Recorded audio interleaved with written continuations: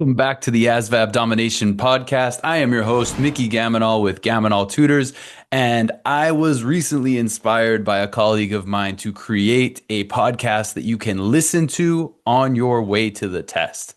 So if you're on your way to take the ASVAB right now, this is exactly what you need to hear. You don't need to study anything right now. There's no more need for studying. You're on your way to the test. What you need is to go execute.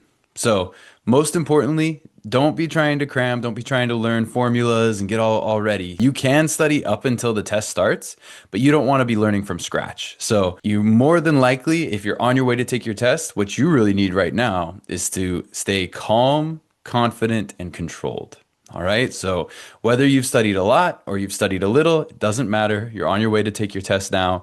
And so don't worry too much about how much you prepared, right? Try more to focus on taking it just question by question. This test is not about being the smartest person. You don't have to be a genius to do great on this test. You really just need to be strategic. If your heart is racing, that's good. It means that you care. But you've already done the work, so just go out there and collect some points. All right, so have a bunch of deep breaths and get ready to take your ASVAB. So I've got 3 rules for test day.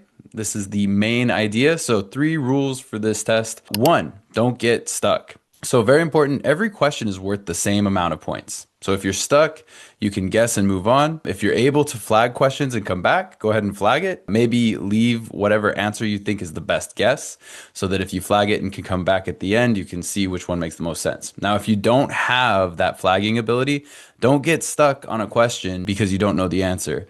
Whenever you see that you're wasting too much time on a question, just make your best possible guess, make the guess that makes the most sense to you, and then move on to the next question. Hard questions are traps for your time. They don't trap your score. So if you miss 1 or 2 questions, even if they're very difficult questions, it doesn't impact your score as much as getting some easy ones right will. So the easy ones right can quickly balance out any hard questions that you miss.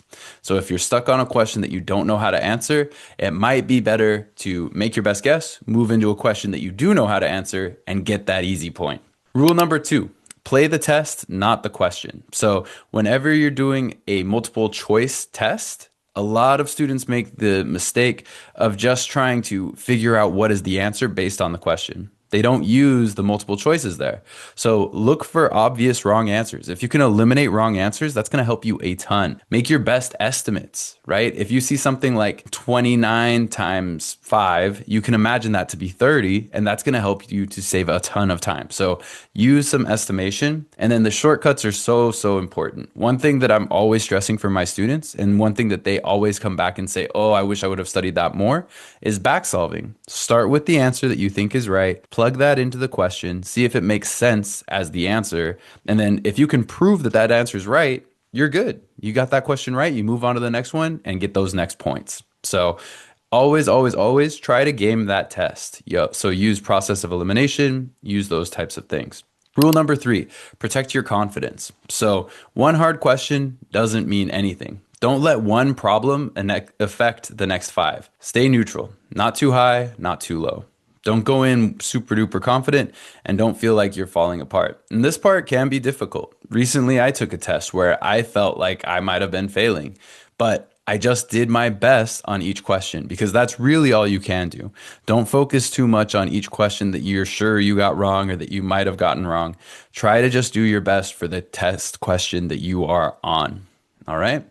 So keep that part in mind as well. A little bit of subject test specific wins. So if you don't already know, your math and English score is going to be what determines your AFQT. So make sure you're awake and focused for both the math and English section. That's going to be math knowledge and arithmetic reasoning, word knowledge, and paragraph comprehension. So specifically for math, always try to plug in some answers. See if one of those answers makes sense. And if you can, then you got it right. And then next, estimate first, solve second. So make your best estimation.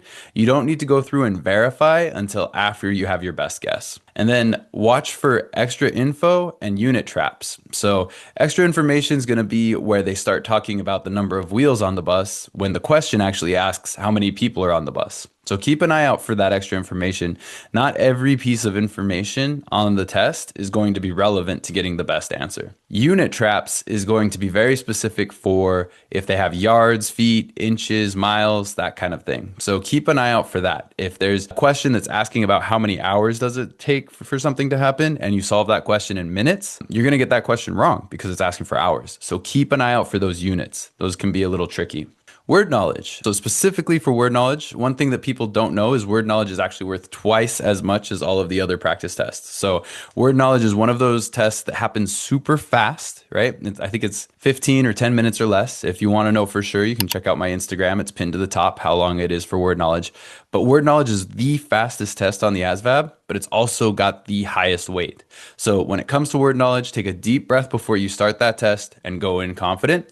You want to look for prefixes, suffixes, and root words. Feel out those words and then also look at the answers. Again, try to look for those answers that make the most sense in relation to prefixes, suffixes, root words. Another opportunity for you to do really well is look for antonyms. So if you see A, B, C, D, and if C is small and D is big, one of those answers is likely right. Anytime you see opposites in your multiple choice answers, usually that's the test giving you the opportunity to get it completely wrong. They want you to overthink and guess the opposite of what the word is given. Always look for that. Also, sometimes in that word knowledge, it may ask, what is the opposite of blank? And so make sure that you're reading the question there.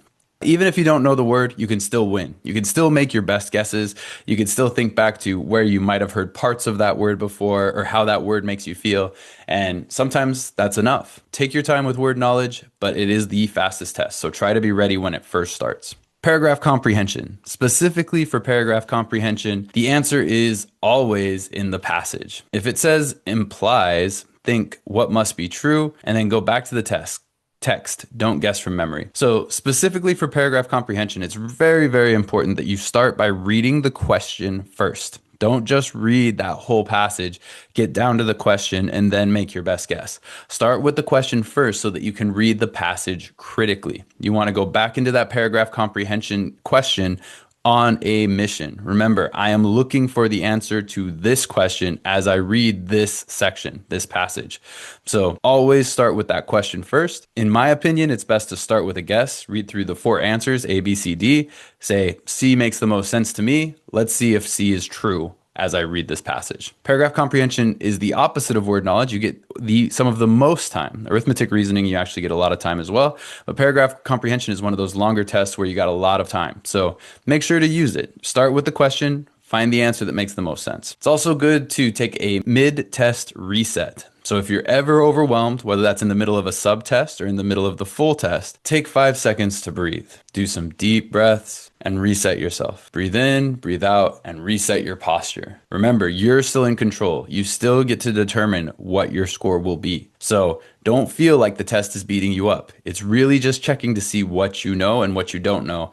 And your best strategy for that is trying to think that each question is solvable. Look at each question and find the answer that makes the most sense. That's all you have to do. You don't have to do the entire test, all 200 questions at once. You just do it one question at a time, figure out which answer makes the most sense. So always, always, always remember to stay calm.